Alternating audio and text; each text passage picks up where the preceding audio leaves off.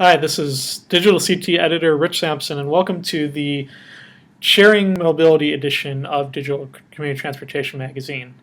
We think this is a very interesting and timely set of articles and resources we've put together, exploring kind of some of the new transit realities that are emerging or have been emerging for the last several years. If you've seen any of our staff out at a state transit conference or at our expo in Tampa last year, you've heard us talk about the coming challenges and trends that are impacting community and public transportation all over the country. And we tasked our members and all those who work in this industry with finding creative, flexible, affordable solutions that are geared towards shaping the future of our industry and mobility across the country. And we think some of the tactics and strategies that we present here that we group together under ride sharing, but you can call it the sharing economy or microtransit, whatever phrase you want to put together for these combination of options is really what can define our role in addition to the responsive and efficient services our industry has always provided. We look at some of the classic examples from van pooling to bike sharing to microtransit and kind of talk about how some elements are crucial and recurring in each of those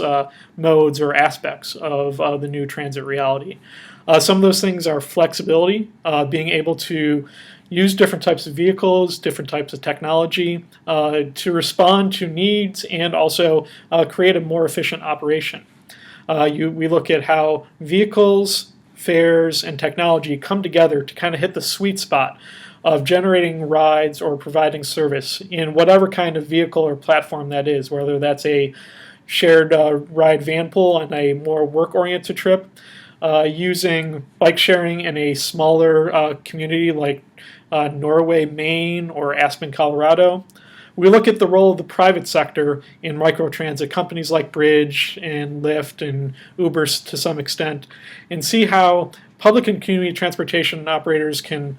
at one time work with those entities and also perhaps form their own versions of services that use those same principles.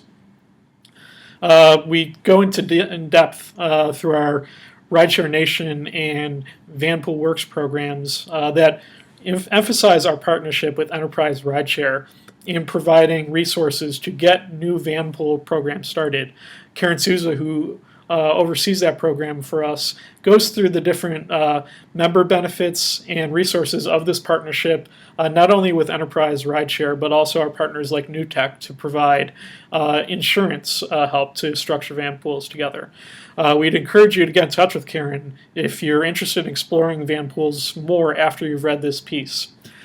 Scott Bilgren goes through how all these elements come together to form this ride-sharing universe that's emerging and changing every day. And some of the touchstones that you see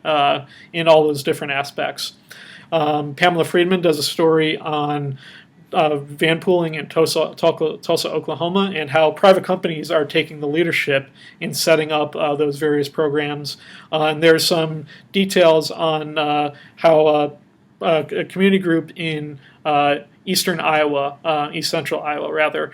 is looking to model the University of Iowa's long-standing van pool program there and adapt it to a small urban environment. And we'll also go through how bike sharing and van pooling and microtransit all come together to form new ways that transit providers can access these services.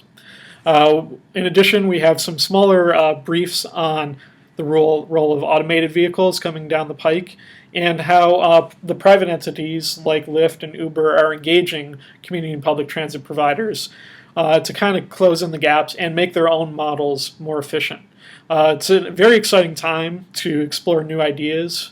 within both conventional and microtransit arenas and put those all together to better serve people, provide more efficient operations, and